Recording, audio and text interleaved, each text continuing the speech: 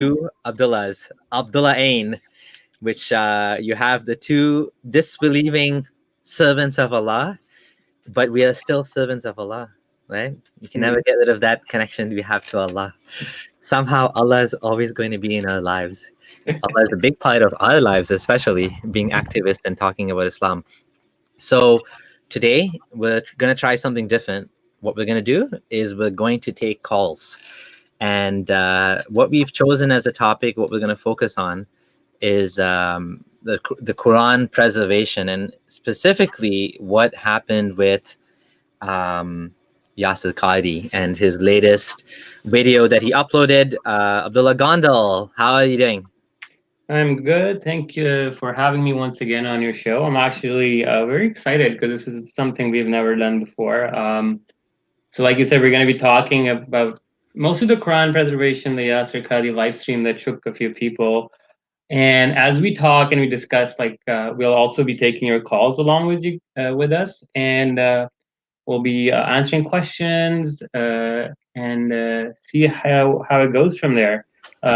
So Samir, without further ado, let's get into it. I have a question though. Yeah. What happened to your hair?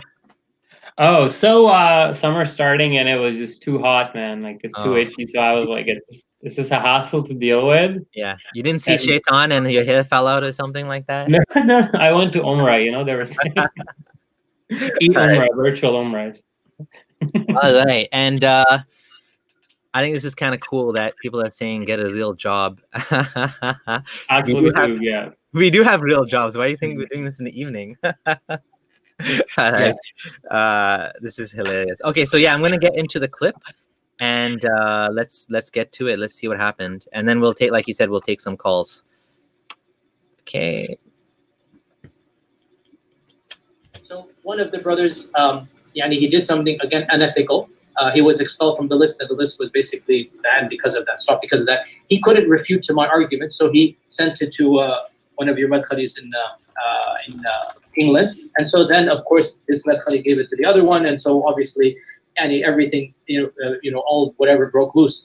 But again, this was not something I brought up in public, and I would never bring it up in public, and I don't think it is wise to bring it up in public. Every single student of knowledge knows, who studies Ulum al-Quran, that the most difficult topics are ahruf and qira'at, and the concept of ahruf and the reality of ahruf, and the relationship of the Uthmanic mushaf with the ahruf, and the preservation of the ahruf. Is it 1? Is it 3? Is it 7? And the relationship of the qira'at to the ahruf.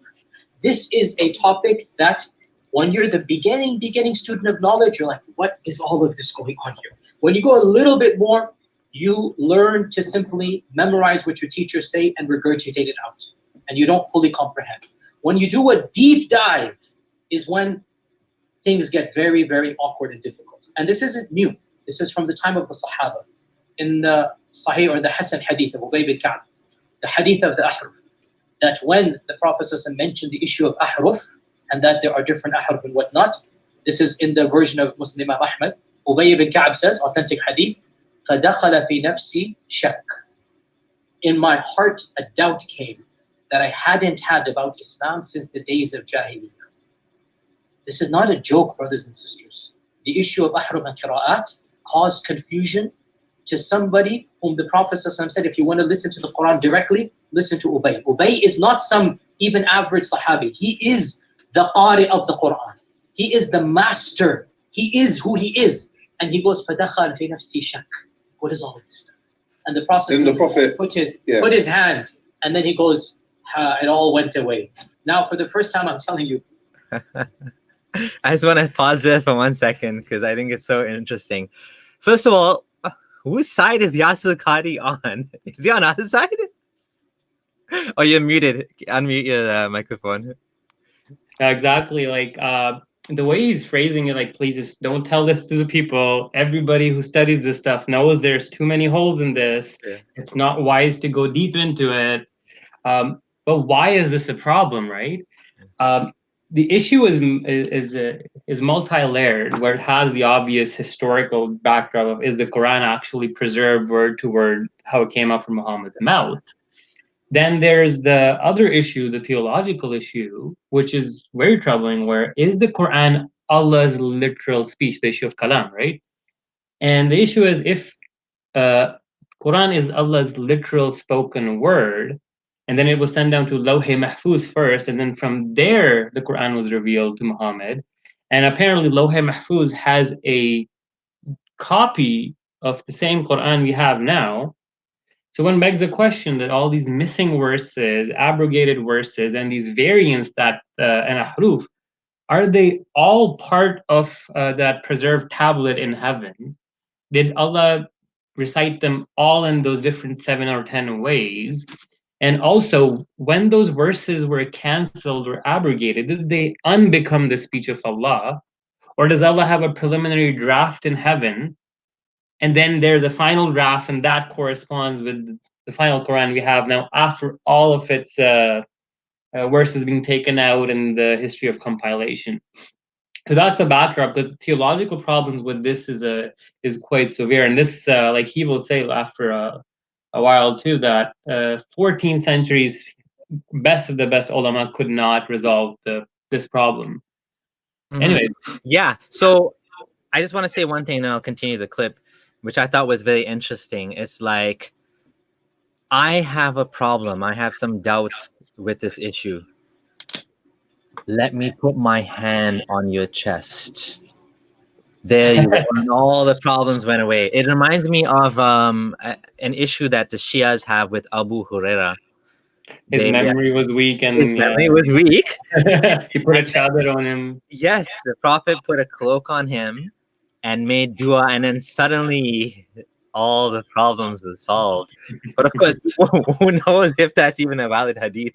Yeah. But like, it's funny though. Like, Shias are like, yeah, he had bad memory. Like he even admits it, right? But like, Prophet like put a cloak on him and solved the problem. It's not like, you know, Prophet explained to him, and Prophet just touched him.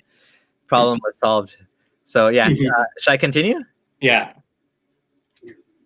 What was the crisis? I mentioned it, referenced it, but I never explicitly said it. Why didn't I say it? Because it should not be said in public. But unfortunately, these brothers, because they released the emails, so then I have to then get it. This was the issue. That the issue of ahruf and preservation and qira'at and relationships between them, these are very, very difficult issues. And the most advanced of our scholars, they're not quite fully certain how to solve all of the unanswered questions in there. And by the way, this is now a well-known open secret amongst many Muslim graduate students and academics around the world. And this is well known. Traditional understandings of ahruf and qira'at cannot answer some of these pressing questions that are now being poked by our people outside of, by our academics, by their academics outside of the faith tradition. You see, in a Muslim environment, there's always some respect that we have for the Quran. We should. In a Muslim environment, we'll press a little bit, and then we'll say, okay, khalas, sami'na wa ata'na. And that's great, alhamdulillah. When you go to... Okay, I'm going to stop again. What do you think about what he's saying about Muslim academics versus Western academics? Like, what is he, what they, I thought this was too hilarious that we had to stop here and talk about this. Well, the one of the things I notice constantly is, because of the dogma and the belief Muslims have towards the Quran, they have an inherent bias that this is the perfect word of God. So that bias normally shuts down a lot of doors that might lead you to doubt or critically analyze the book or the text. So when a Muslim might look at it, he's looking through, like one of Hassan Radwan's quote is, he's looking through the lens of belief. So he won't see the Quran as a book, he'll see it as a speech of God. Whereas a certain person who's not associated with the faith has no biases, or at least no inclinations toward it. He will see it from, let's say, a more neutral perspective, and he can exercise his intellect in a way to analyze it better.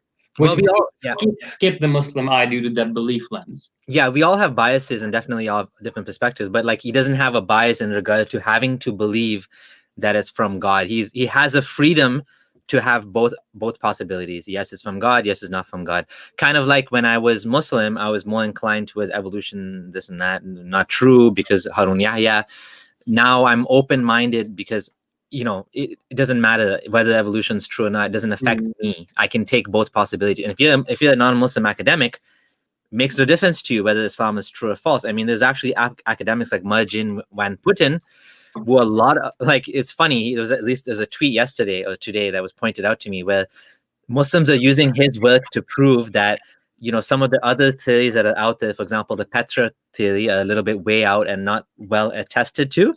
They're using his work to kind of claim triumph, but they're not quoting him, for example. So definitely that, if you're a non-Muslim, you can actually be writing in favor of Islam or against Islam. You don't care. It's not, to you, it's not about Islam. It's about the evidence and the like where the evidence leads. And that's what Yasir Qadhi is going to say, right? So I'm just going to continue for a minute more just to kind of nail this point home.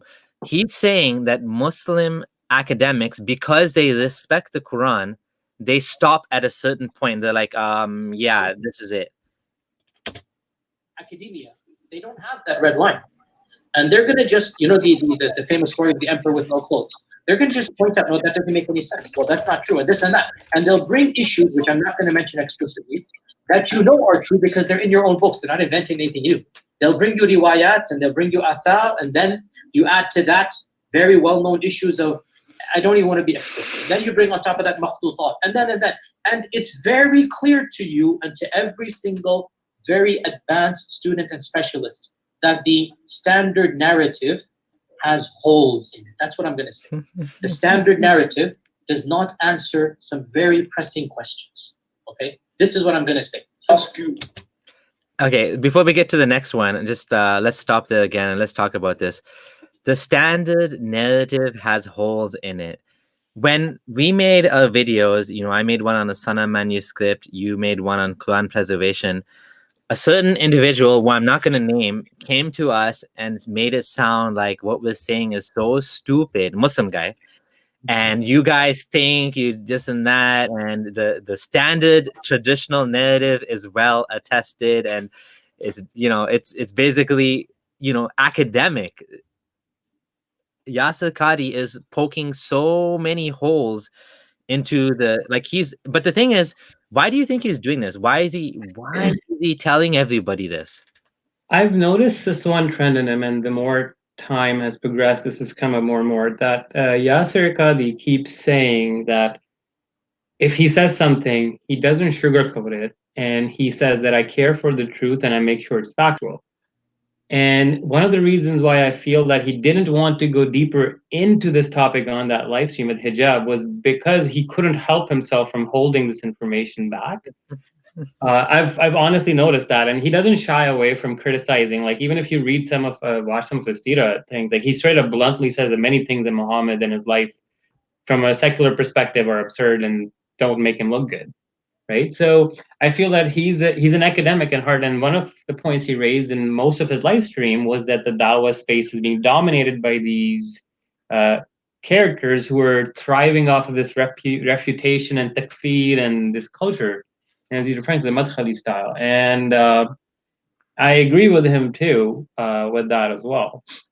The other thing I wanted to point out was about Muslim scholars is Muslim scholars have known about these holes and the problems with this narrative for 14 centuries, and we are not making this up. This is literally found in your books. I can name a few books off the top of my head, like Suyuti's Itqan fil Ulum al-Quran, Al-Fahrist, then we'll talk about that, Kitab al-Masahif. They all encompass a lot of variants. Well, we'll keep going, but Muslim scholars know about this. They purposefully keep this underground because it completely rips apart the miraculous claim that the Quran is preserved, and just it muddles out its allure. Yeah, and he started off by saying Ubay ibn Ka'b. So he actually went all the way back to the companions that had problems. And what I think as well is that what he's doing is he's playing the long game. He's doing a Hamza Soetis here. Like, basically, when everybody was saying scientific miracles, people were all happy, and people were converting. Zakir Naik was convincing large numbers of people with this narrative. And then all of a sudden, almost unnoticeably, there was pushback. And the people that were at the front of the game, the people on the front lines, people like Hamza Surtis, noticed that something was happening, and people with atheists and Christians too, mainly atheists, were refuting Hamza Surtis. Like, he wrote a book about embryology in the Quran, and it was completely debunked. There was a book, a response book written by two atheists called Embryology in the Quran, Much Ado About Nothing. I read this book when I was doubting Islam. I read this book when I was doubting, in the doubting stages, and it completely ripped apart Hamza Surtis's book on embryology. And so what happened is Hamza, he took the noble path, and he admitted it, and he's like, okay, I'm taking back my book. He actually pulled back his book and admitted that his arguments were not strong. So, but why would Hamza Surtis do this? Why would Hamza Surtis admit? And he even went and he made a big video. There's no scientific miracles in the Quran, because Hamza is realizing that this is doing more damage than good now. Muslims are spreading a claim that is being debunked like crazy. And what's happening is it's actually causing people to doubt Islam. So Hamza is like, okay, we need to come up with a new approach now. We need, as Dawah guys, we need to fix this problem fast. And what are we going to do? We're going to take it on its head. We're going to say, forget the scientific miracles. We're going to find something else. I think this is what Yasir Qadhi is doing. He's, like he said, I don't know if it's in this clip or not, but he said that there's been emails and like academics on Twitter, and he's in academia. He's at Yale, right? For God's sake, the guy talks to actual professors all the time. He's not one of these like Mohammed Hijab style characters that doesn't engage with academia, who doesn't know what's going on outside of the masjid, basically, right? The masjid and the street. He knows what's going on in places of higher learning. And in places of higher learning, that's where it starts. And then it gets, distributed among the masses as well, eventually, right? So he's basically, I think, calling it out now because he doesn't want to get to the point where people start poking holes in this. Like, it's kind of like, if you know something is wrong in your house, you're gonna deal with it before someone else deals with it. You're gonna fix the problem. Like, if your son is stealing or something like that, you don't want the police to come and get involved, and so you talk to your son and you deal with. So he's basically, in a way, he's airing out the dirty laundry, but he's like, I'm taking ownership. We know this is the issue, and I'm gonna be honest about it. And that way, it looks like he's coming from a place of strength. Now, the people that are very dogmatic, they're like running around with their heads cut off, like, this guy's a fitna, this guy's causing problems for Islam. But I personally think he's not like a closet ex-Muslim or something like that. I think he's playing the game. Yeah. All right, let's try to take a call just to see what a Muslim's perspective is. You want to finish the last question about the blank mushaf? There's 1 minute left. Okay, yeah, let's finish that one, then take the call, yeah. Okay, and just mute your mic, please. One question. To try and make this as specific as possible, I think, if I were to give you a blank mushaf, yeah, and tell you to write what is munazzal verbatim from Allah into that mushaf with no human interference, would you write something which corresponds? It's not an easy answer. It's not an easy yes or no. It is enough for the Muslim to believe that I think this should be an easy yes or no, though. Yes, I have to. Okay, very, very well. So, yeah, Mohammed, after we get off this phone call, me and you, let's have a number of discussions. No problem. I'm very open with advanced students. But these issues should not... Look, it is kalamullah, what is going to be written. It is kalamullah. What would you write? You're pushing me. And I'm saying it's not hikmah to... Listen, I have a condition, like I said, everything I say is going to be factual. If I wanted to do tawdiyah and whatnot, I would do it right now in front of you. There is no need for tawdiyah. The Quran is the uncreated speech of Allah. The Quran is preserved. The Quran is known. The Quran is mutawatir. And alhamdulillah, all of the qira'at are the Quran. All of the qira'at are authentic. Alhamdulillah. Leave it at that, ya akhi. Beyond this, honestly, I have no problem. We'll have discussions or take my class. But beyond this requires background information. It is enough for the Muslim to know that the Quran is the speech of Allah that has been protected, and what we recite is the kalam of Allah. That is enough for the Muslims. I appreciate what you're saying, but so that was that was interesting. Is like before he could even finish the question, Yasir Qadhi cut him off and said, "It's not an easy answer." It's not an easy answer, and Yeah, wow. So yeah, that was that was a handful and quite an explosive bombshell, right? Yeah. So what I want is I want somebody to talk to me. I'll see what they feel about as a Muslim from the perspective and how they view Yasir Qadhi's opinion. And then we also want to see is have Muslim scholars like there have been a certain few scholars, especially in Pakistan. At least I can speak for myself. Even Sayyid Abu Alam al-Maududi, he even wrote in his book that you can take every Quran from anywhere in the world and they'll all be identical. So this narrative has been pushed by some Muslim scholars too. And this perfect preservation, word to word, tashkil for tashkil, it's completely false. And Muslim scholarship is the one who preserved, wrote books on it, and that's what Yasir Qadhi is alluding to.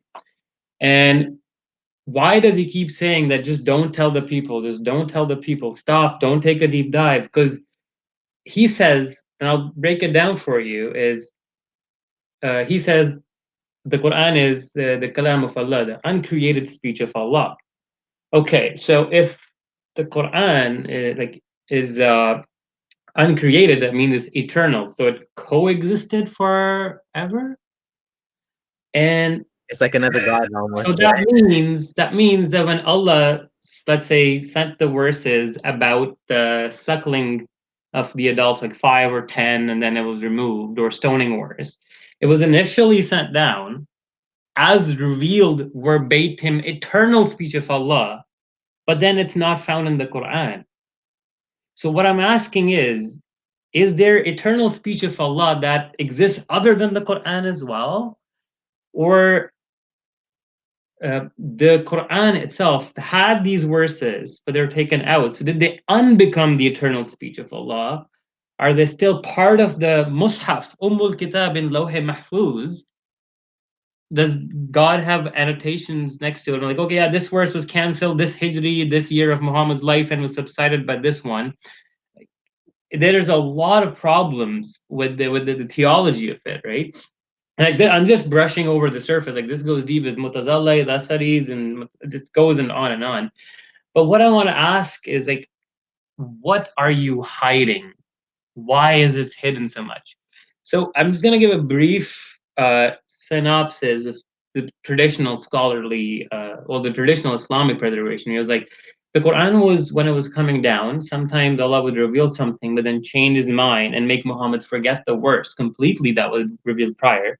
Sometimes the prior verses revealed will still be in the Quran, but they'll be superseded by newer revelations.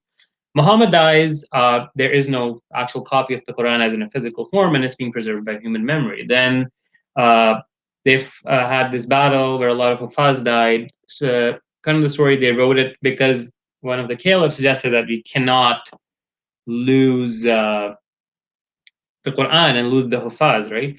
And what ended up happening, so they made a copy, gave it to the wife of the Prophet, but then came the time of Uthman, and Uthman burned all the Qurans. Now, one asks, what was the problem? What led up to Uthman to take such a drastic action where he's burning the earliest copies of the Quran? And what's also important is that there were many, many mushafs. So, like Ubay had his own codex, Ibn Masud had his own codex, Ali had his own, and they had different surah orders, verse orders. Some had canceled verses in their recital, some said no. They actually had conflicts with each other. And Abdullah bin Mas'ud hated Zayd bin Sabit, who said that this guy was in the loins of his father when I was hearing the Quran from the Prophet's mouth. This is in Tirmidhi. But long story short, there were conflicts between the Sahaba. Then Usman burns the Quran. And even post burning the Quran, there are still variants we find in the riwayat. So this is what's very important to understand. There's pre-Usmanic, okay, and then there's post-Usmanic. Post-Usmanic is when normally we get to the Rivaya, and then there's these teachers that orally trans from Asim and Duri, Susi, Warsh, and all that. Keeping it short and simple, now even the current Qurans that we have, some say there's 7 authentic readings, some say there's 10, some say there's 15, 14. Generally 7 are accepted. Even them, they have missing words, missing phrases, missing letters, verse numbering is different, and sometimes the word do change the meaning. Qala or qul said, or commanding to go say something, who was fighting, stuff like this. So when you actually examine, so you have the manuscripts, like the Sana manuscript and Benghazi Mohsen, I did a whole presentation on it. They have issues. They have verse orders changed, phrases missing. Then you get to the companions. They have severe discrepancies amongst themselves of what is part of the Quran and what isn't, of which surah is still part, which isn't abrogated. Then you have Osman burning the Qurans. Then even past that, you still have the variants, textual variants. So you end up with a cesspool that every step of the way, it's anything but perfection. It's like, yeah, it's good relatively compared to the Bible, but every step of the way you find a problem and you're like, man, it really looks more like human preservation than perfect godly preservation, right? I don't understand enough about the Bible to comment on it, but I've heard that there's tens of thousands of manuscripts of the Bible, which in some ways actually is better than the Quran. That's what I'm saying. Yeah, it's better than the Quran compared to just having all of them eliminated and burned. And now we don't, like, we have a sort of bottleneck, right? You know what I mean? Where all of the evidence was destroyed. So it's a big question mark. Right? So whoever would like to join in and call, you're not going to be humiliated. This is not about humiliation. No. You can do audio only. You don't have to do your video if you don't want to. Feel free. We're just having a conversation here. We're not claiming to be scholars or experts. We're claiming to have a background in something that is, and we're definitely very interested in this topic. So this is, you know, a personal interest to both of us. We spent a lot of our lives believing in this religion, and we're happy to talk about it. If there's something specific you'd like to talk about, even if it's not necessarily related to Quran preservation, because Quran preservation is a very technical topic and it requires quite in-depth, as Yasir Qadhi has said, it's one of the most difficult topic, not the preservation per se, but the ahruf and the qiraat. And yeah, it's quite. If you want to call in, how do you call? You need to click on the link that I'm posting. There it is right there, and just go to that URL, and you'll get a chance to come on the show and have a conversation with us. So yeah, I agree with you what you're saying, Gondal, and it's quite interesting that we are every day getting new information. And what I think is that a lot of this stuff is still very niche and very like hidden in academia, so to speak. So I really do feel like what we need to do, and Yasir Qadhi just did us a big favor by just basically sharing what's already kind of common knowledge in academia, with in the mass public, right? So it wasn't obvious to Muslims, but because he has such a huge platform and he's so well respected, other than those Salafis that are trying to take him down. And that's another interesting thing we can talk about, right? We can talk about the whole. We can talk about the whole Madkhali thing, basically the clipboard, also known as clipboard Salafis. Nim Glace is asking, did you know about this when you were Muslim? I knew very little about the 7 Qiraat. I knew there was 7 Qiraat, and when I found out, I was like, oh, that's interesting. And then I found out there's different recitations for them, because I had a Quran website. I had a verse-by-verse Quran website.com. And that's when I found out, because we wanted to support all the different recitations of the Quran. And then I found out there's Warsh and different ones, and they even have different numbering. So that was what surprised me, because the standard Hafs on Asim has 6,236 ayat, but this one I think had 6666. I don't know if it's 6666. I don't even know, but it was a different number. I don't think it's 666. I think that's just like some fake news. Yeah, so I don't think I knew about this when I was Muslim, but I kind of knew a little bit about it, but I never looked into it into much detail. For myself, at least, like constantly, I was told like the Quran is word to word, preserved letter to letter, and I was peddled this. And it wasn't just like people who were the layman, like my Islamic studies teacher who had a master's from the University of Karachi would say the same thing. Or like the imams at the local mosque, they were adamant. And I actually came across this once way back in like 2014. I initially came to Canada, and it was about manuscripts. I didn't look into it with too much detail, but my reasoning there was that it was written what I was in my head, it was written the same. It's just that with every dialect, the pronunciation changed. I wasn't aware that there are actual words, letters, or verses being rearranged in their chronology. While we're waiting for another question or a call, what I want to point out is a lot of these mathematical miracles also fall apart in the face of these variants. For example, Numan Ali Khan says in about Surah Baqarah, وَجَعَلْنَاكُمْ أُمَّةً وَسَطًا, that we created you as a middle nation. Yeah. And he says that Surah Baqarah has 286 verses. This falls in the center 143rd verse. Yeah. But actually, it's 287 in the Welsh Quran, so the miracle doesn't work. That's a good point. That's a good point. Right. So we have two guests, and I just want to quickly address two things before we get to the guests. Anna says you were born in Ahmadi family. You said in a way to converted to Sunni Islam. I don't know why people always confuse Ahmadiyya and Ismaili. It bugs me a lot because it's totally different. Yeah. Ahmadiyya is totally different from Shia Ismaili Sunni. Shia Ismaili, I should not Sunni. Shia Ismaili. Okay. Ismailis come from the Shia background, Shia line. So we have someone here, and most epic. Hello. Hello. Can you hear me? Yes. Where are you? Hi. Hi. Hi. My name is John, and walaikum salam, but I'm not a Muslim. Okay. I'm an atheist from the Netherlands. Okay. And first thing, I want to thank you that I can be on your cast streaming live. This is very exciting for me. And I would like to say first things first, Gondal, where is your hair? Like I said, it was a spontaneous decision, which was made within 2 hours after a very hot summer day. So it was all done at home, very spontaneous. Yeah. So do you have a comment about this topic? Yes. Not about the topic, but I have a question for Gondal. I have followed you for some time now, and I think you are great. You're great. The way you put it, the way you do your research is, it's very profound. I would like to ask you, why don't you do more online debates, especially now? So I have partaken, I believe, in a few debates. One was with the director of Ask a Muslim, Omar Abdul Fattah. And I was in a conversation with Mufti Abdullahs al-Maliki. Yes. Then there was an academic, actually a PhD from Columbia University in Islamic Studies, but he converted to Christianity, Hassan Azad. I talked to him. Then there was another friend of ours who will, for his safety and privacy, anonymous, but he's a very educated Muslim. We had him.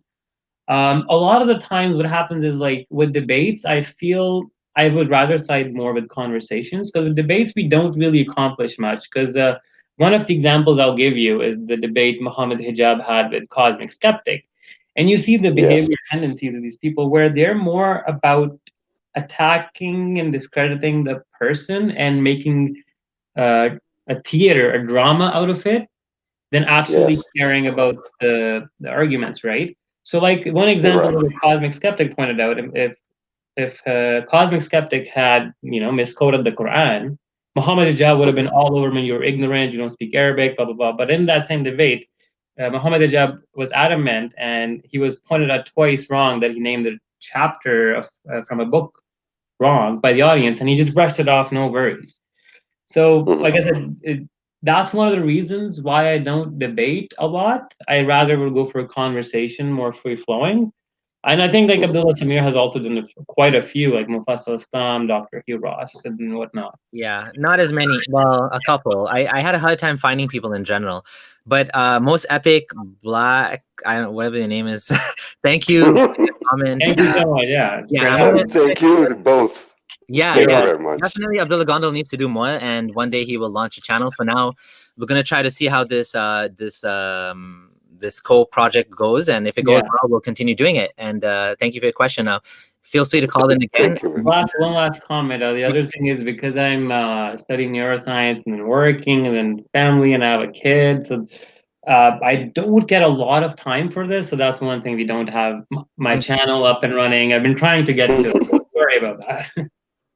No problem, no problem. But I think you're academically very sound, and the way you put it, and it's very transparent. Everyone can understand it. Here in the Netherlands, you have a lot of fans, a lot of fans. So peace to you, both to you, Abdullah, Samir. Love you, brother. Thank You're you. a great guy. Keep on doing what you're doing. Yes. Thank you so much. Thank you. Bye. Thank you. Bye bye.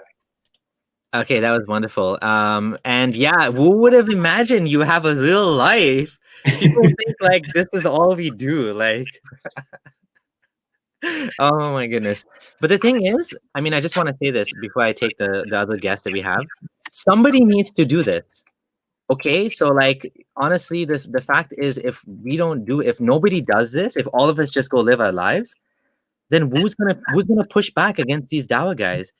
I mean, you know, Yaqeen Institute has got what Daniel Hakitaju posted this thing about how they got $3.4 million in donations last year. The year before that, $1.8 million. Who's gonna counter this? Like, none of us have the type of resources that they have. Like, you know, one of those guys can write an article, like, you know, whatever, 30-page article that I don't know, maybe no one will read, maybe somebody will read. But they'll get like, you know, $1,000, $2,000, $3,000 for that. When me and Gondal, we're doing this in the weekends and evenings for free, or get a little bit of donations here and there. I have my Patreon, thankfully, that I'm so grateful for that. That allows me to pay for all the fees for the streaming and the software and equipment and all that, and to make this happen. So definitely we appreciate it. It's so much work. I don't know if people realize how much work it is, but definitely we appreciate, you know, all the support we're getting from you guys, financial, sharing the videos, doing the subtitles, you know, and whatever you're sending us comments, all of that we appreciate so much. So to get to the next guest, hello, Bibi Baba. Hi, can you introduce yourself, please? Hi, do we have you on the line? Hello? You're on the air. Hello, Bibi Baba. Bibi. Just make sure your mic is unmuted at the bottom, because that's the common mic is not muted. Okay. Gondal, do you want to add anything about the work that we do while we're waiting? Because it seems like he's not connected. Okay.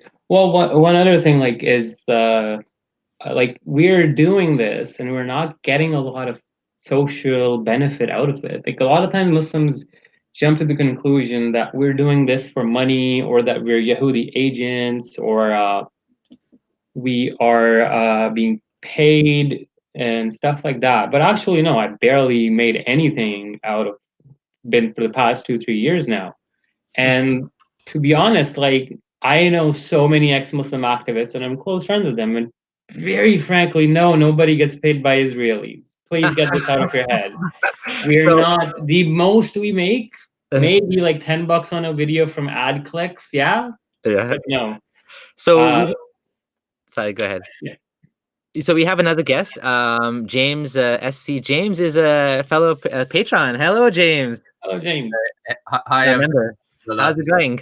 It's going well. Yeah, it's great to talk to you directly. I want to say thanks for the great work you're doing. And I have an apology I need to make to Abdullah Samir, because a couple of years ago, I after one of Abdullah Samir's videos, I think about Aisha and Mohammed, I kind of left a harshly worded comment saying, "Oh, you're trying to whitewash it, or you're trying to play nice and softy." But so sorry, I was way too harsh that time. But you guys are both awesome. No worries.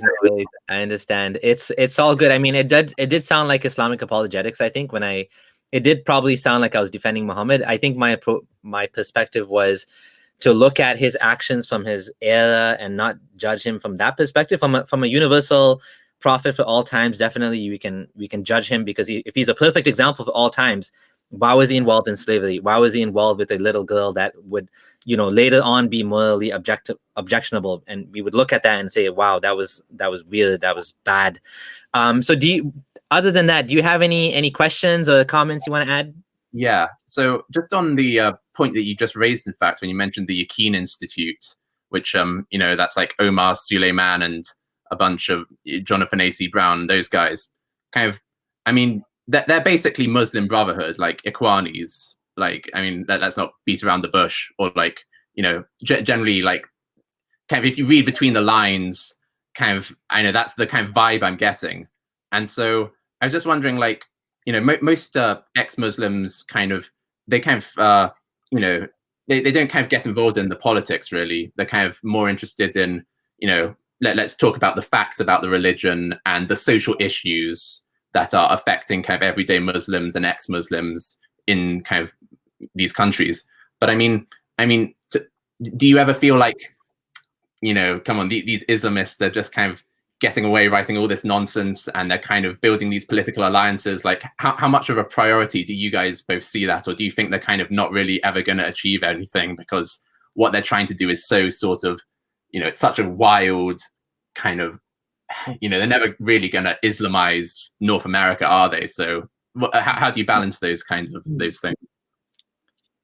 That's an interesting question. From my side, like, I haven't really dealt or dived into the Ikhwanis or the Muslim Brotherhood, so I can't comment on the comparison between Yaqeen Institute, but I do feel that Yaqeen Institute is mostly targeted towards removing doubts of Muslims, but it is, in a sense, an intellectual, let's say, forum where Muslim scholars from different sects and different backgrounds can come and express. So you'll literally find sometimes articles saying that Aisha was actually 6 and 9, and then literally beneath it, it'll be like, no, there's an academic argument for she was 18 and whatnot. So I feel like Yaqeen is definitely not, and I would say, not as bad as some of the other Salafi organizations.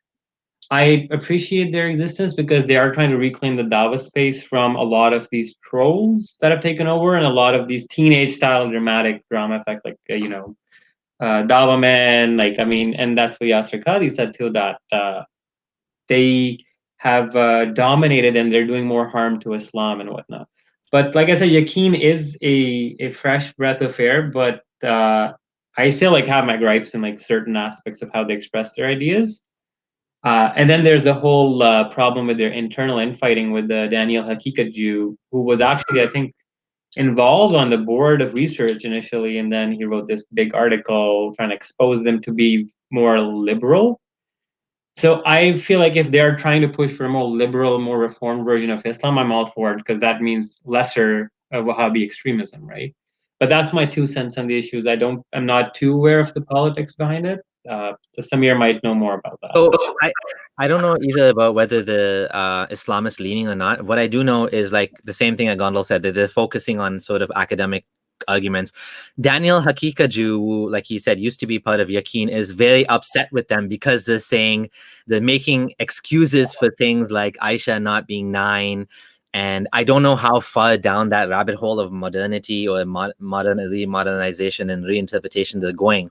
But I think the problem with Yaqeen, and this reminds me of, I think Ali Rizvi said this, that a lot of these softer sects, well, it's not even a sect in this case, but like, let's say the Ahmadis. The Ahmadis, you know, with their soft version of Islam, with no jihad, there's no miracles in the Quran, it's all very metaphorical, blah, blah, blah. They almost give ground cover to the Islamists in a sense, because then people will see that. Some people will see that and think this is Islam. They'll see that, you know, oh, Aisha wasn't 9. And like, for example, Asadullah Ali will write this big, long article about between the backbone and the ribs and how it actually means sexual intercourse. I don't even know how he came up with that, but he spent like 45 pages writing about that. I feel like this gives ground cover to the much worse people in Islam. In a sense, it is kind of countering them, but it also gives them, you know, because it's almost like a drug, I feel, in a sense, that once you get into Islam, you know, you can just keep going deeper and deeper. And if you go down that path, maybe you would be, you know, you'd feel like, okay, I can still be a Muslim. I still feel proud to be a Muslim because, you know, maybe Aisha was a 9.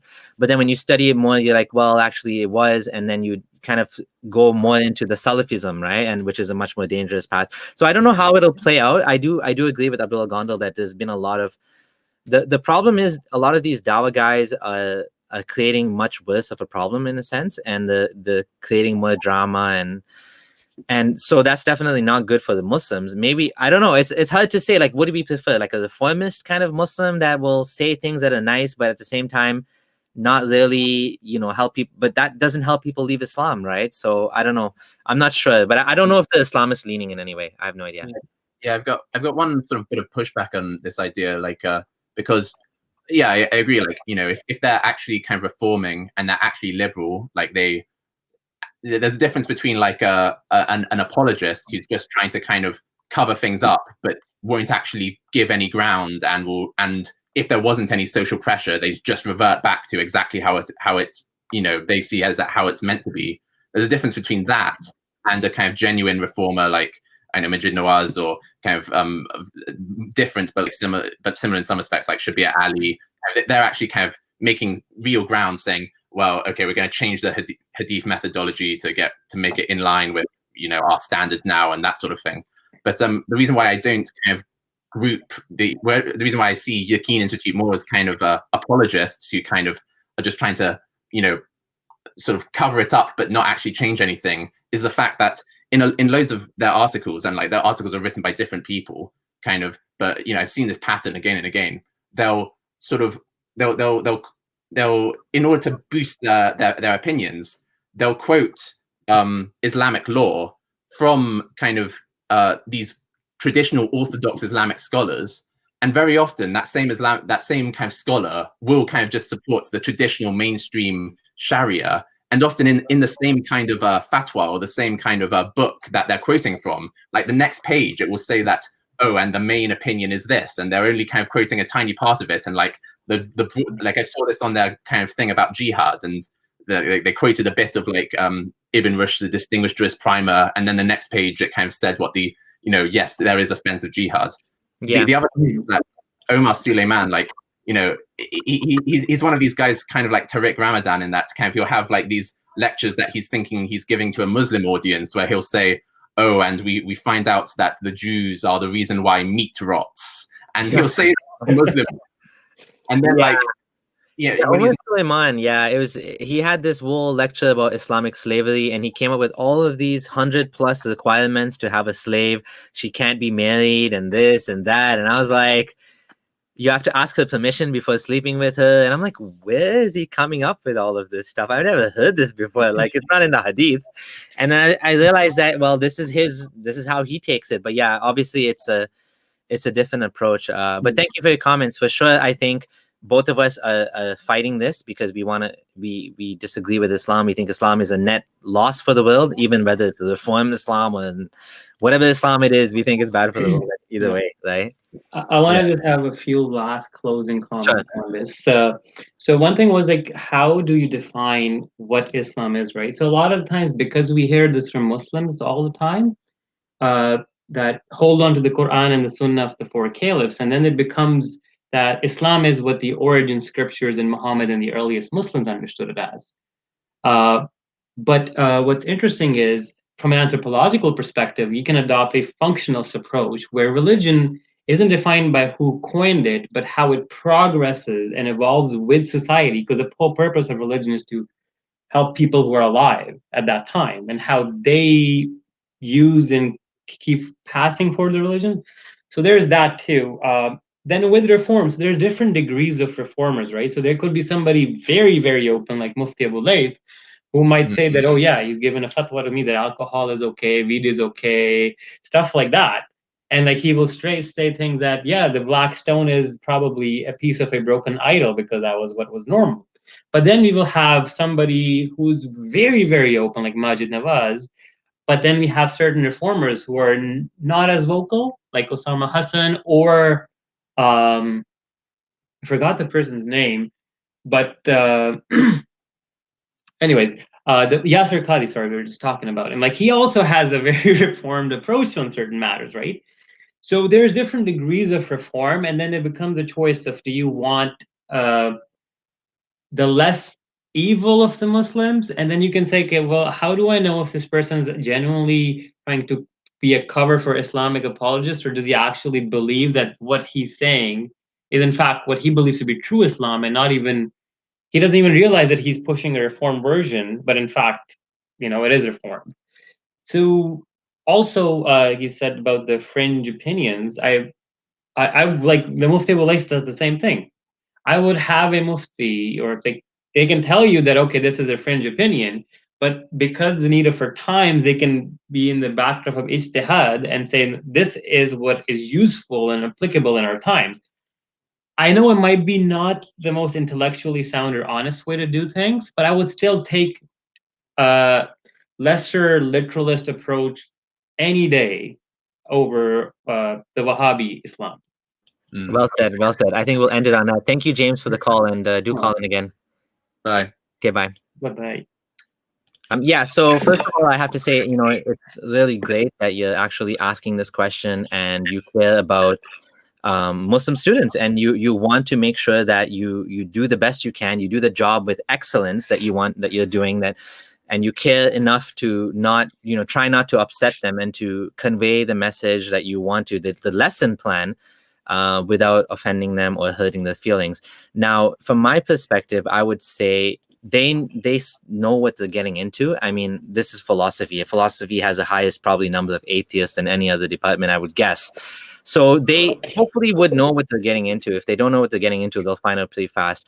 But, I'd say, even looking at them as adults, that, let them feel the pain if they have to feel the pain. I think that's okay. You know what I mean? Like when I was Muslim and there was classes I took that made me uncomfortable.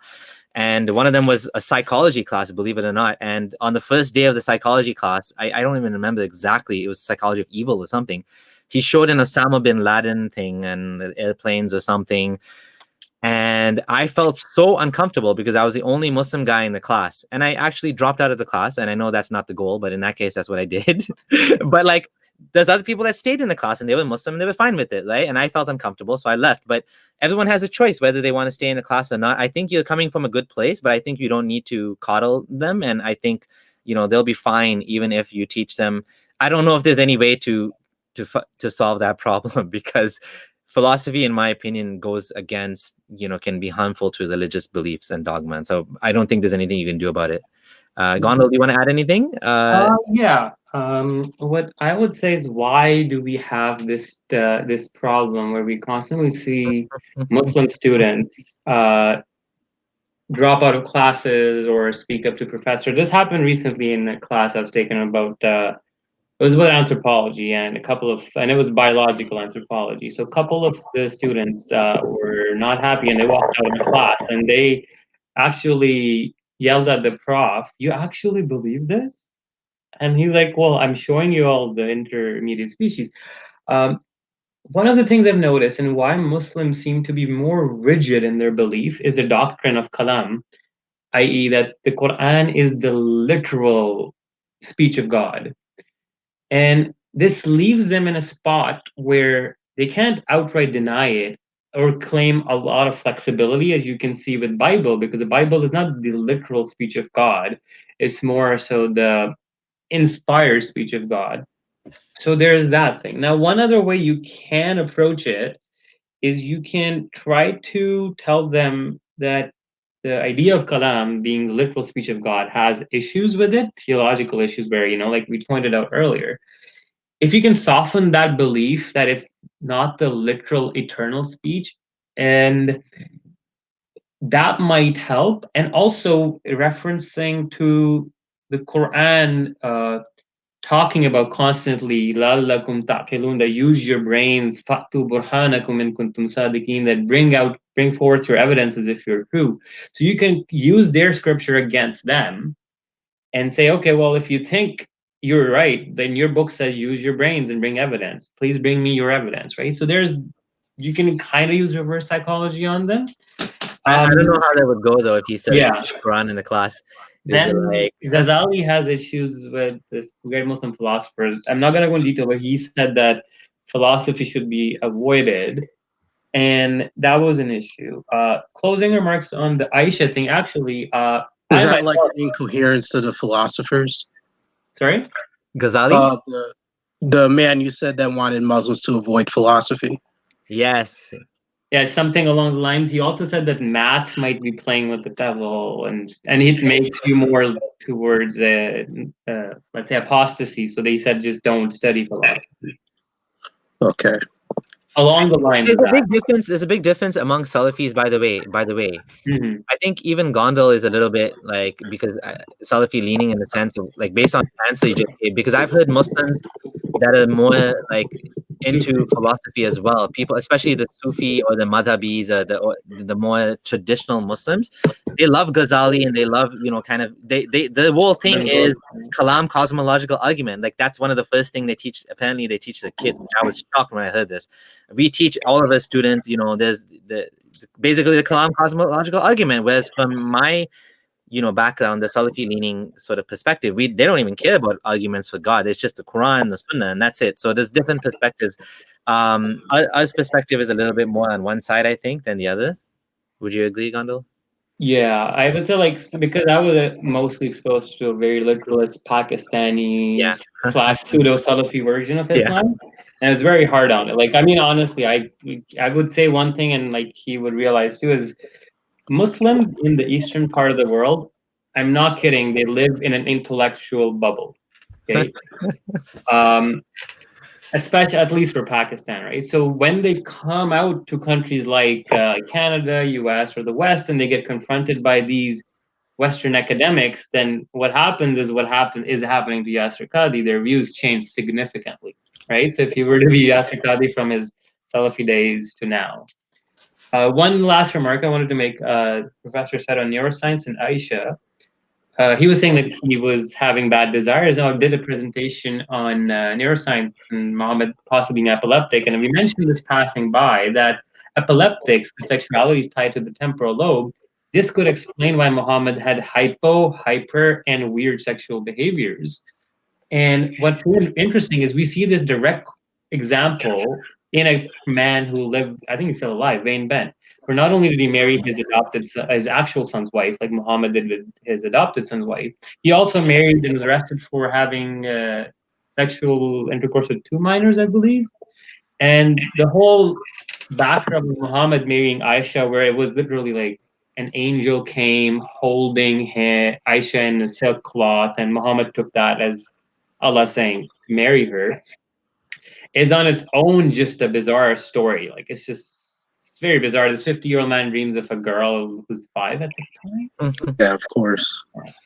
So, Professor, thank you very much for your question. That was really good. Who knows, maybe you will inspire some people not to be Muslim. But of course, as long as you're treating truth and, what you think is correct, I mean, I think that's the right approach. Whether or not people will be offended, I mean, let them be offended, let them be upset. I mean, that's part of learning. And that's how the light bulbs go off, Yeah. Yeah, no, thank you very much. You're welcome. It's nice having you, man. Call again sometime.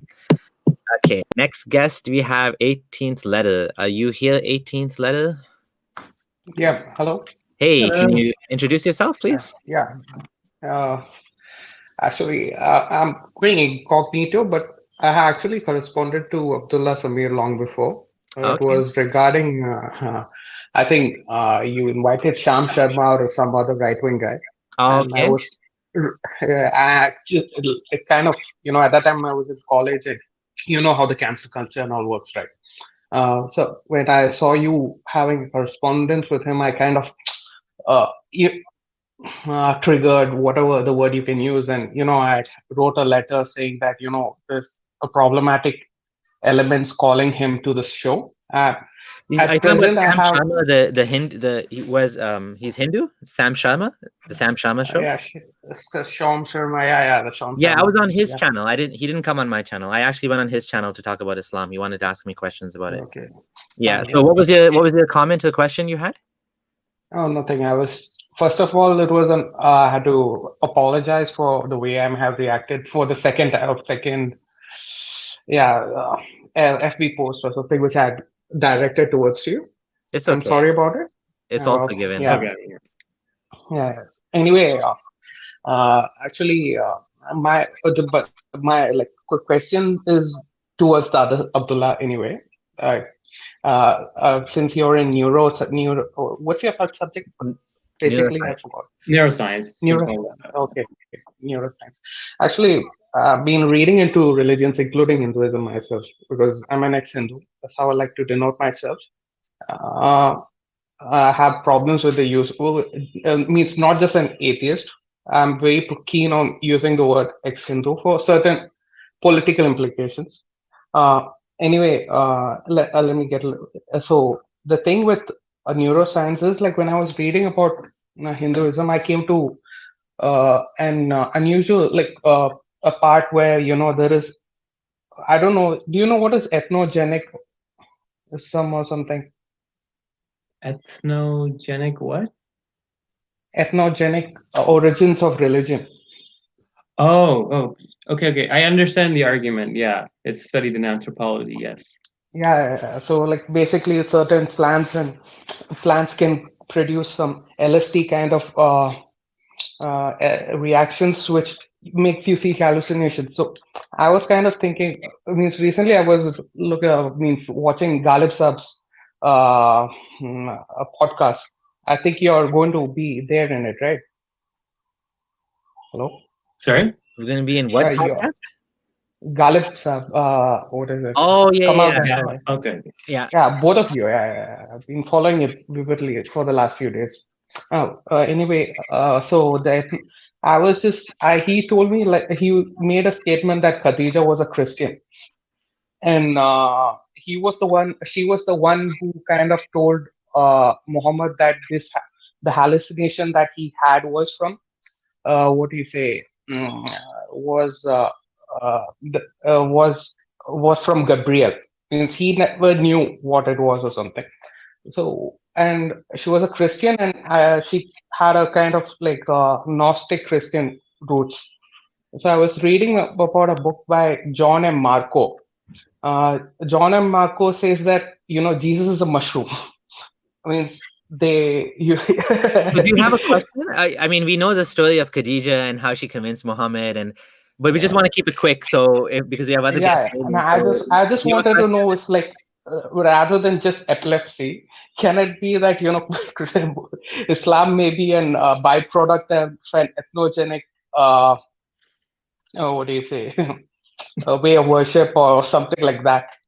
Have you ever thought about it in that sense? Yeah. So there is this theory in anthropology of religion, the Stone Dave theory, and recently they found even marijuana residue in like a religious place in Jerusalem. So you can speculate that mushrooms or LSD or even psychogenic substances initially caused us to come up with religion, or actually, because the way they work is they can enable the different parts of the brain to connect but normally don't communicate, and that could lead to different perspective and ideas, and hence God and whatnot.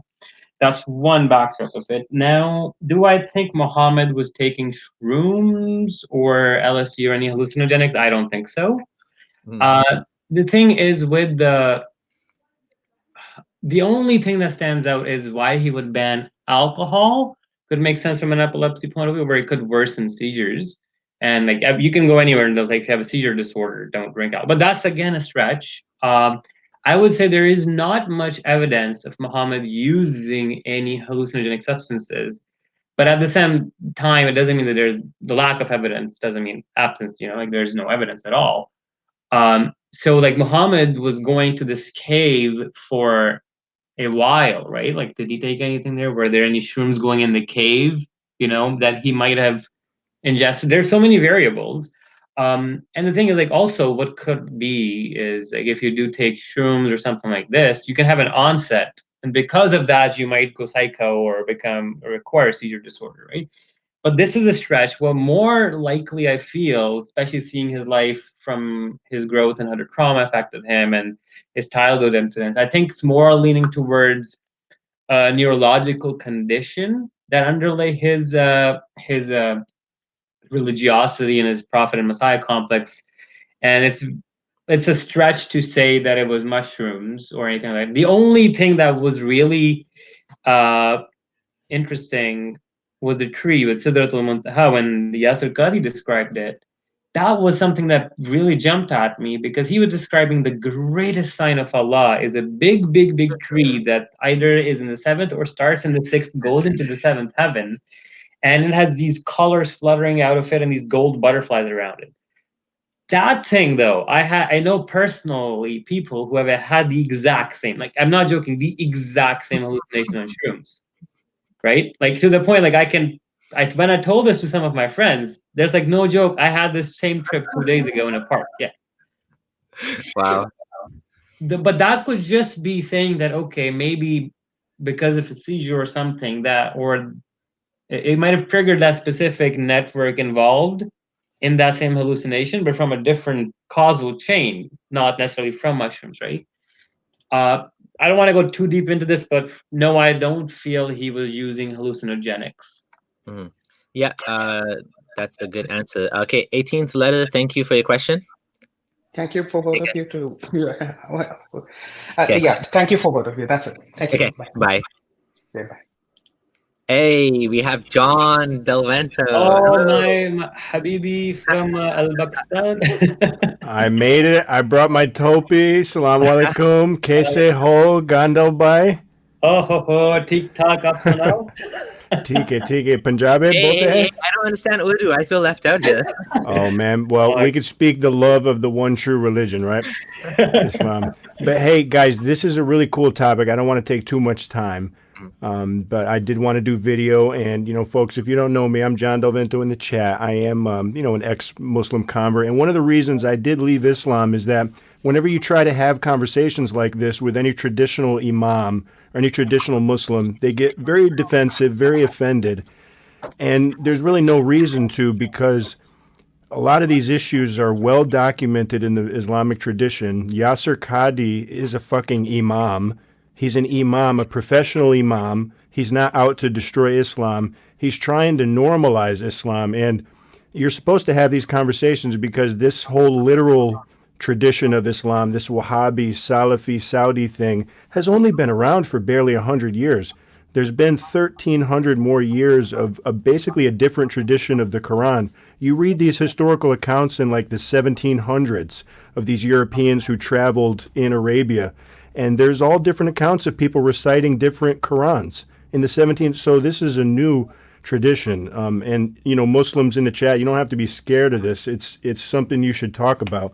So my question to you guys for like a question is, do you think it's a good thing for mainstream Muslims to, instead of leave their religion, to kind of take a slower approach to maybe say, maybe I'm not going to be a literalist. Maybe I'm going to loosen my position on the Quran first. Maybe I'm going to, you know, read some of these obscure hadith. Maybe I'm going to read Yasir Qadhi's book. You know, maybe I can still be do you think it's okay to still be a Muslim, but not be a Quran, you know, literalist? Do you think, you know, you could still kind of pray and fast and just get away from this literalism? Because I think it's a good thing for Islam.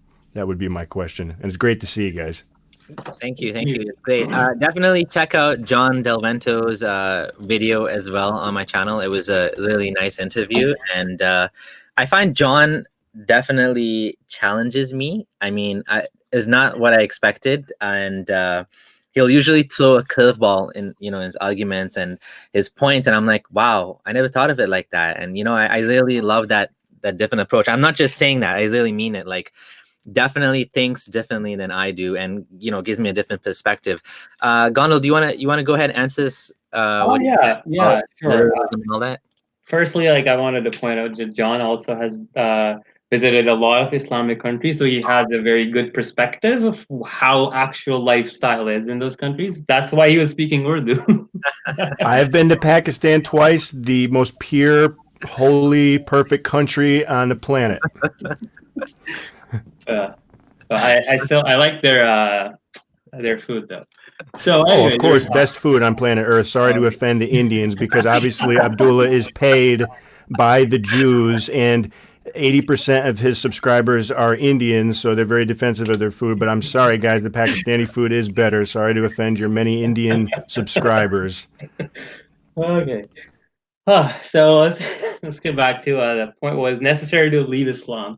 I feel no, and from a psychological perspective of how humans are and how they resist change, I think we need to have realistic expectations. We can't expect all the Muslims to leave Islam.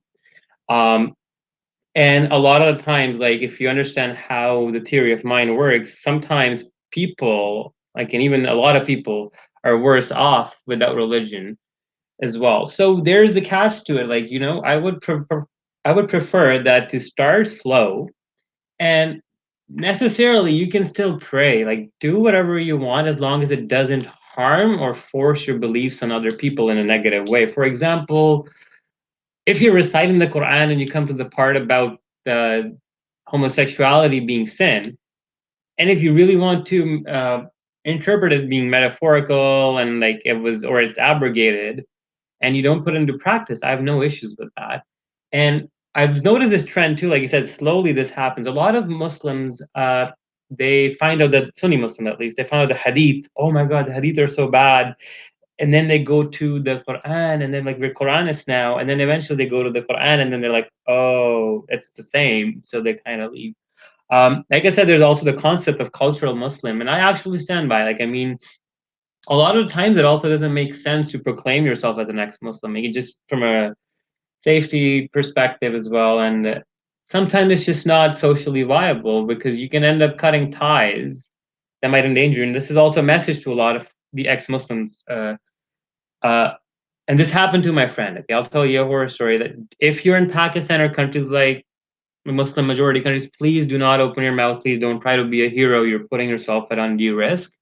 So there's these things. So like you said, pretend to be a Muslim, be a cultured Muslim, propagate reformed, sugar-coated, cherry-picked Islam. Like I said earlier, I'll take that. I'll take a Sufi who dances in the masjid any day over a Wahhabi, right? That's my 2 cents on it. But yeah, I don't think the Muslim world will generally overnight in like a decade just leave Islam. I think it's going to be a very slow, progressive reform to modern interpretations, and then later on, like what happened mostly to Christianity. I'll add that I've noticed it's different for everybody. So some people just can't let go, and there was one guy I was talking to that was he lives in the Middle East. He's gay. I forget his background now. I think he's Indian or something. Anyways, and he was Muslim, and he's like having doubts about Islam, and also he told me he's gay as well. And I found that with gay people, sometimes what they'll do is they'll work double time to try to make Islam make sense, because they feel guilty that they're like questioning their own self. Like, maybe I'm just doubting Islam because I'm gay, and Islam says you can't be gay or you can't act on that, right? So they work twice as hard to be. And this guy, like, he would message me all the time asking me what felt like the same questions over and over again. I'm like, and it was like going on for like years, and I'm like, dude, like, just leave Islam already. Like, what is going on with you? And then finally he did actually leave Islam. I was shocked. One day he messaged me. I'm like, I'm not Muslim anymore. I'm like, oh, you never told me. And I was happy for him, and he's like, he doesn't feel guilty about being who he is anymore. But I feel like there's such a different approach for everybody. There's different paths for everybody. Some people like me, I'll add another thing to this is, yeah.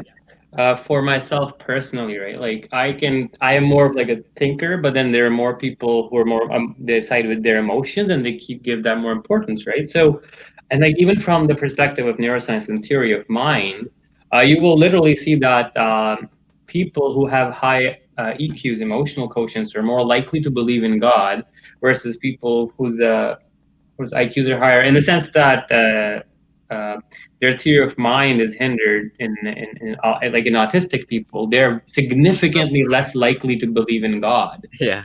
Right. So you can actually show which part of the brain's implicated in it. So like I said, if some people are emotional than rational, and if that's their personality type, they will have a harder time leaving their religion, because to them, going to heaven and having a meaning and purpose of life is more important than being rational and trying to rationalize and being strictly intellectual about everything. So like you said, different characteristics, personalities. And it comes back to the text, right? It's like, how much do you worship this book? Like, how much do you love this mushaf, this Quran? Like, are you going to stake every word on this Quran, or are you going to feel the deep, like, what does it mean to pray 5 times a day? Do you actually think about that, or do you spend all day on Twitter, arguing with Abdullah about these tangential issues? Some of these some of these Muslim comments are pretty cool, but I just want to challenge these Muslims who are being more aggressive. Like Yasir Qadhi asked a simple question, like he was asked a simple question. If you took a piece of paper right now and you were asked to write down a Quran verse, what would you write? It's very simple. And like all the Muslims in the chat, do you agree right now, like type it right now, that the Quran you read today is the same Quran that Muhammad read? Like, do you believe that? It's a simple question. Like, and they will obfuscate, whatever that fucking word is. Mohammed Hijab will put a 6-hour video out, but it's a simple question. Like, do you believe the Quran today is the same as Muhammad? And if you say yes, you're going to open a can of worms. If you say no, then you could start having a discussion and people will take your religion a little more seriously, and that's why Christianity is still around. When I was a kid, the Christian pastors used to say this stuff all the time, all over the place. They used to say the same exact thing about the Bible. And then Bart Ehrman books started coming out, and, internet started coming out, and people started to push back from the outside. And then in order to save the religion, basically, the Christians had to change. And you see the numbers going on in Turkey and all these things. Like, if they're going to save the religion for the next generation, they're going to have to accept this textual criticism. So, in a sense, this is very helpful to Muslims. So all Mohammed Hijab's groupies are going to need to get with the program, because they're becoming more and more of a fringe, and they're hurting their religion. And they're one of the reasons I left, and I think they're one of the reasons you left, Abdullah, and probably all of us have probably left Islam. Many ex-Muslims from this bullshit literalism. Like, do you worship this book, or do you worship more? And that's just the last thing I have to say. I think it's more of a positive thing, guys. But the idea is, like, Muhammad was not going around reciting the Quran in 7 ahruf. And it isn't even 7. The 7 number was decided later. Like, Jay Smith is coming out with information saying that there was 36 ahruf. Muhammad is not walking around reciting the Quran. And that's just the issue, guys. So all the Muslims in the chat, that's the challenge. Do you believe that it's the same Quran? Yes or no? And I appreciate you guys. Have a great night. That was really good. Thank you, man. I feel like that question might actually go above the head of most Muslims, because they don't even understand the whole idea of a kirat, hafs on asim. What does that even mean? I don't think anyone even knows what that means. So I think when Mohammed Hijab was asking that question, he thought it was a simple answer. Yasir Qadhi is like, but I don't think most Muslims would even get that question in the first place. But thank you so much, John, for calling in. We got 2 more guests. We're waiting, and we want to take them before we close off for today. Thank you so much for calling in. Thank you, man. Okay, take care. Bye. We'll be seeing the Khuda Hafiz. Peace. Salam alaikum, everybody. Peace and love. You too. Okay, so next question, next guest we have is Agent Tony. Tony, hey, how's it going? Hello, how are you? Thank you for having me. How are you? So nice to meet you. Where are you? Yeah, I'm close-setted ex-Muslim. Oh, nice. Sunni Islam. I'm Egyptian. Nice. So Sunni Muslims are the best, not the Shia ones. Yeah. I'm just kidding. So I've been following your content, Abdullah, Samir, and Gondol. I've seen you have a fantastic dialogue. You contributed so much to seeing Islam from an interesting point of view.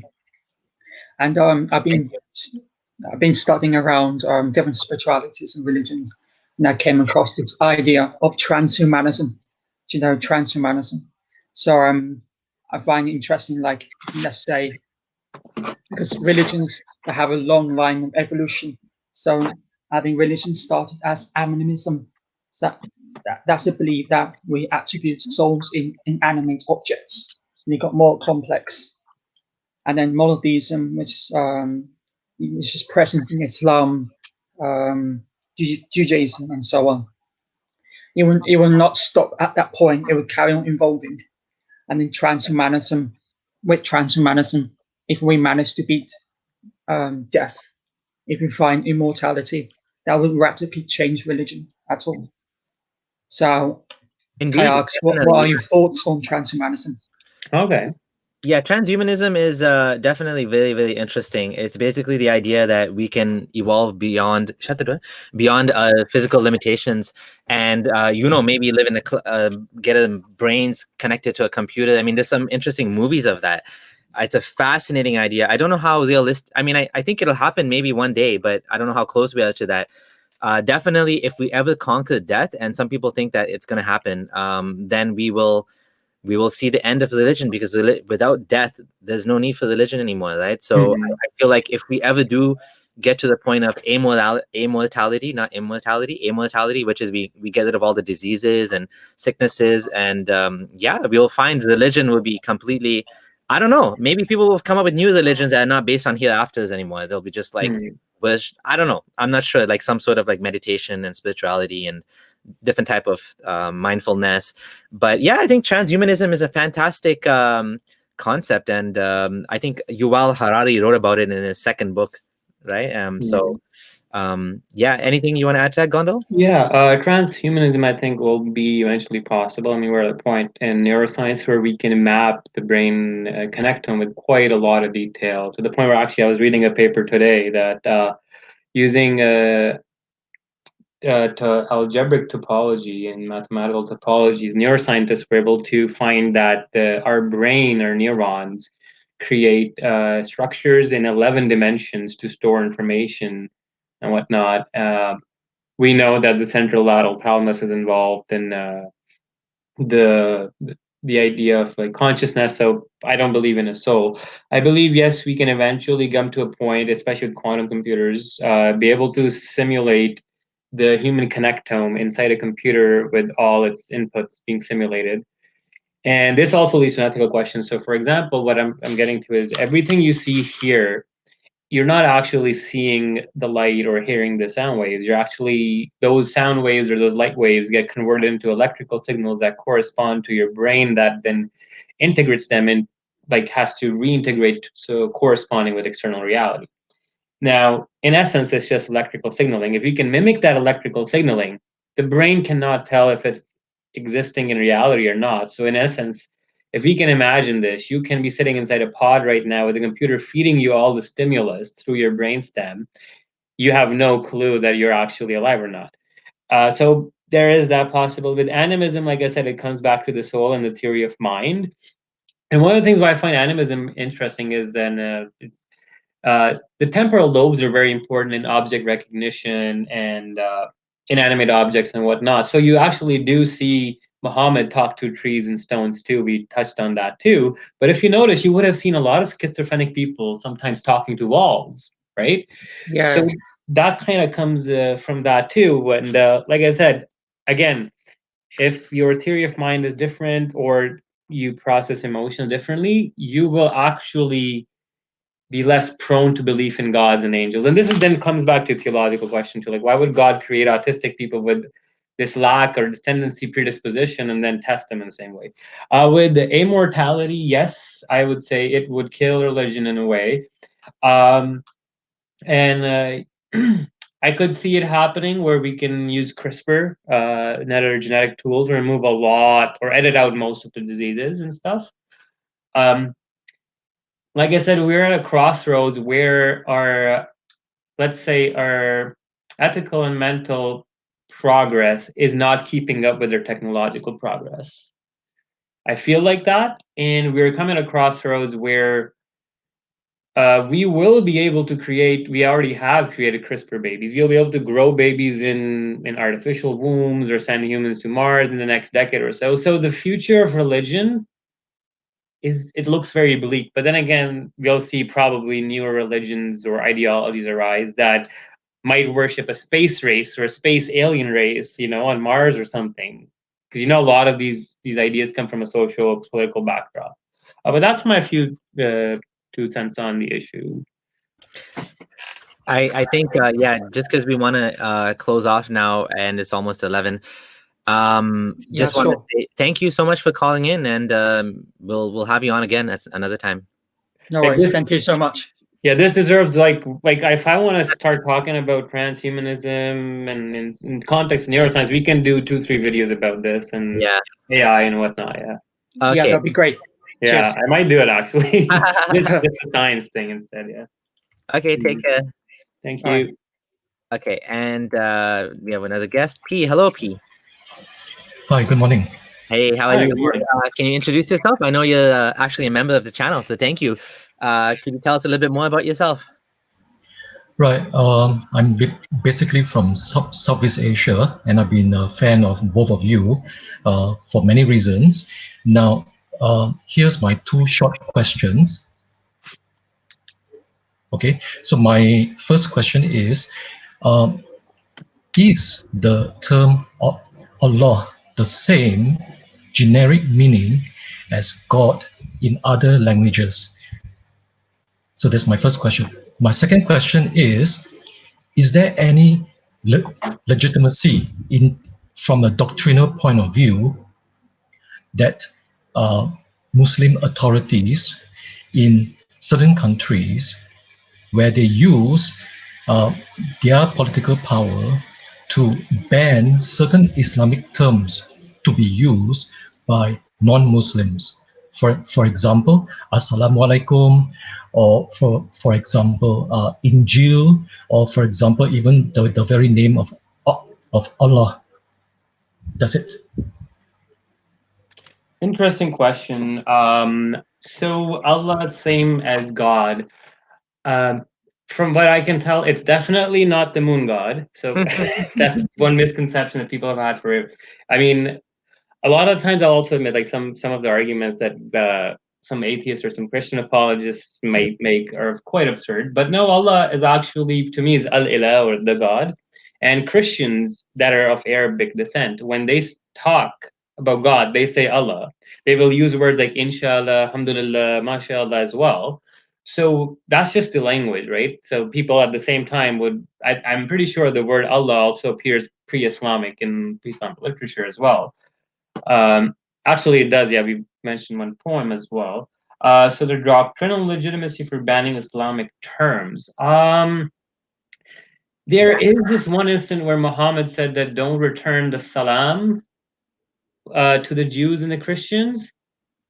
But then that would be stretched to say, like, because not all the ulama say that you can't say salam to anybody if that's okay. But some say that it was because they were saying salam alaikum, like death upon you, only then.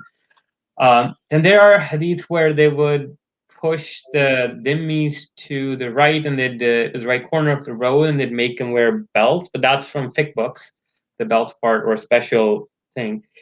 But to ban Islamic terms, the only other thing it comes to mind is the Ahmadis when they claim themselves to be Muslim, and the Pakistani government says no.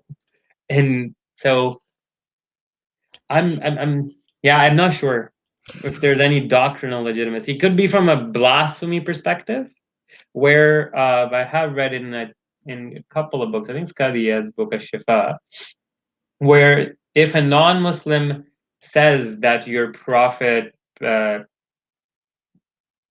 was saying something that I don't know how to put it, but they do say that from a blasphemy perspective, you can ban them from using Islamic terms and then appropriating them in a negative way. I don't know if that makes sense, in the way, like, if Muslims or Islamic scholarship has used this specific term for thousands of years, then these kuffar come, they port the term over and give it a completely new derogatory meaning. Yeah, that could make sense from a blasphemy perspective, but I don't know more about that.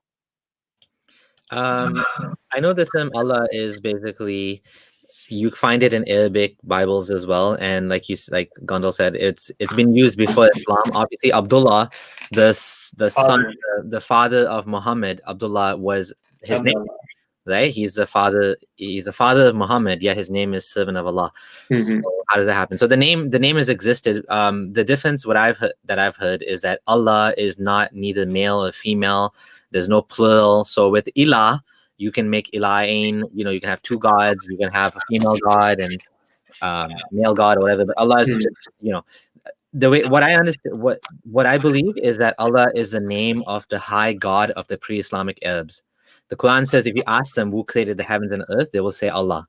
right? So then basically this is what they used to believe, that there was lesser gods and then there was the big god. Mm-hmm. Find the same thing with the Greeks with is it Jupiter, and the Romans with the Greeks and the Romans also had this idea of high god, and the other one's not coming to my mind right now. But anyways, they had this high god, but this high god was unapproachable, so they would actually pray to the lower gods. And the same thing happened with the pre-Islamic Arabia. Mm-hmm. They didn't feel like, because the problem with having an abstract god that you can't see and has no image, it's how do you connect with that god? So that's why human beings also had these other gods they made that was basically, right? So that's how I see it. I don't know about the banning of the Islamic terms. I think I kind of missed that question. Yeah, he was asking if there's any actual evidence, doctrinal legitimacy for banning Islamic terms being used by non-Muslims. No, I've never heard that. Yeah, Riyadh said it was Zeus. Thank you. Zeus and Jupiter are the two names I was thinking of. No, I haven't heard anything about banning Islamic terms. I do know there was a big cultural debate about using Khuda Hafiz versus Allah Hafiz. Ramadan.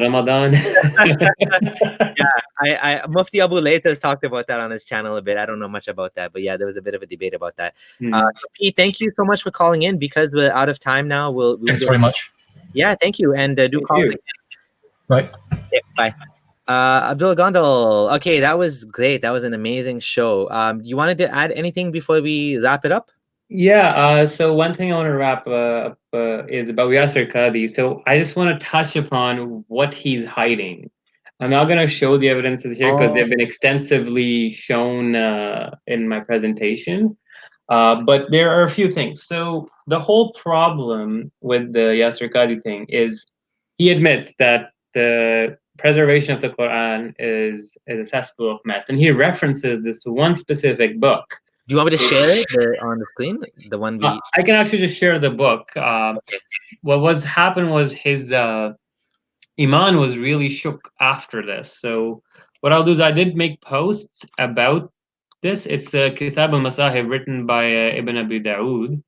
And I'll just pull it up here just to give you an extent. So this book goes into details about different companions and their codexes, and then it goes into details of variations they had.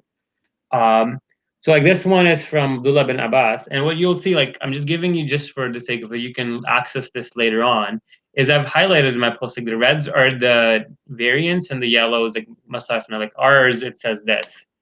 So you can see that this word Mawasim al-Hajj has been reported 1, 2, 3, 4 narrations. They used to be in the Quran, no longer found there. And this is just like this one, وَأَقِيمُوا الْحَجَّةَ وَالْعُمْرَةَ لِلْبَيْتِ, but in the Quran it says وَأَتِمُّوا الْحَجِّ. So it's there are variations, and this book makes some startling revelations, and this is the book that Yasir Qadhi said that shook his iman. This is an interesting one, where this was also reported in Bukhari and many other hadith, that Hafizu ala salawat wa salat al-wusta wa salat al-asr. The word wasn't there, like it says that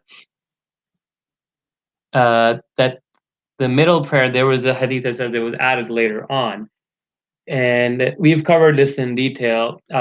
This, I have a specific post even that not only is this reported in Kitab al-Masahib, it's been Ibn Hazm, and then like 4 tafsirs, and the verse it appears in, the inclusion of this phrase adds much, much more meaning to the verse. It's, I think, verse 424. Basically, it's talking about the muta, and if you were to remove this phrase, ila ajlin musamma, which means till an appointed period only, the meaning of the verse becomes very ambiguous and confusing. But this is just one from Kitab al-Masahib from Ibn Abbas. Like if you were to go, like I did make posts on other people as well, but here's the one that I was talking about. So this is the list of the people that actually said Ilaj al-Musamma was part of theirs. So 1, 2, 3, 4, 5, 6 people. I've attached the screenshots. Not going into too much detail, Kitab al-Masahib has scandalous claims about Quranic preservation.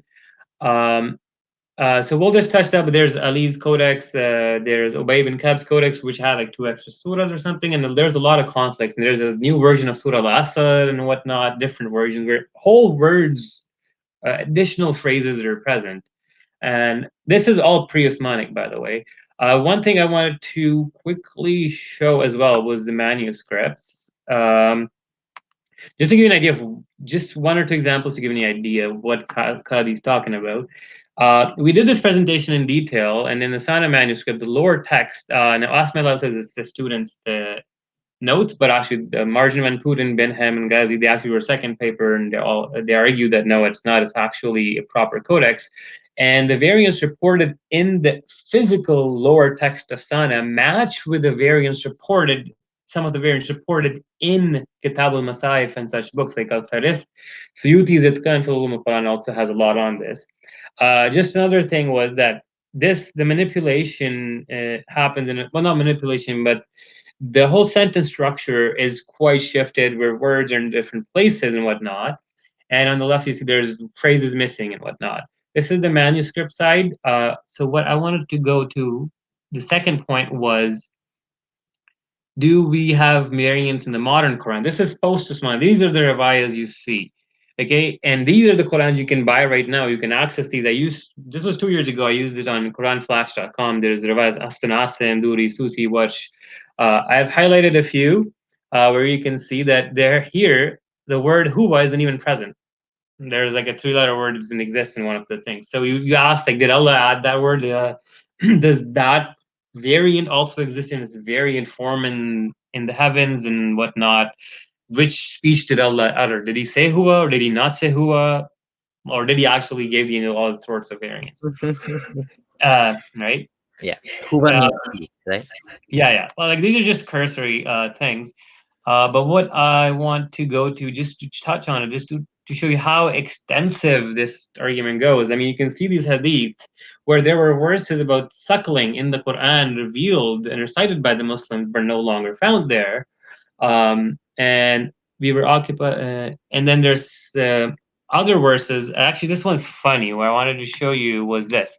So that suckling hadith about suckling older men, Aisha actually took that as a precedent and taught that whoever she wants to talk to, any man, she should have him breastfed. So she started sending the people to his sister, Kulthum bint Abu Bakr, and asked her to breastfeed these adult males so Aisha can talk to them. And they were like, no, you're out of your mind. Like, we're not going to do this. This is from Imam Malik's Muwatta, so it's a Sahih hadith, and this is one of the earliest collections as well. Just to show you that there were these kind of things present in the Quran that are not found anymore. And that's the thing that Yasir Qadhi doesn't want people finding out. Just to give you another example, in Ibn Kathir's tafsir, even he says that Surah Ahzab, now we have is 73 verses, but it was at a time as long as Surah Baqarah. Right? And then Ibn Hassam says that this is a clearly Sahih isnad, as clear as the sun. Point being that there were hundreds of verses lost, and same thing with the verses about stoning and whatnot. So at this point, we have the manuscripts a problem. We have the Sahaba fighting each other and disagreeing with each other, and then Osman burning the Quran. Then we have post-Osmanic problems with these riwayat having variants. So every step of the way, you have these issues. And this takes away the whole allure of the Quran being some miraculously perfectly preserved book. And that's the problem. That's what Yasir Qadhi is scared and doesn't want people finding out. But at this point, the cat's out of the bag, and this has been known. I mean, Jay Smith has done a lot of work on this too. I do wanted to touch upon Mohammed Hijab deleting those 30 minutes of footage. Like, come on, guy. You can't do that. The video is still on Yasir Qadhi's channel. It just makes you seem desperate that, oh, something is actually very fishy and that this might actually shake a lot of people's iman. So let's just not talk about it or delete from my channel. It just makes you look bad. Yeah, exactly. In case people don't know what we're talking about, I don't know if we actually explained it. There was the full video is in hour 45. And on Mohammed Hijab's channel, it's missing the last 30 minutes. Initially, it was there because I watched it on his channel first, and then he moved it. Yeah, I think he got so much, lashback from all the things that were happening that he decided. He even made a statement, right, about where he kind of threw threw his imam under the bus there. Yeah. Right.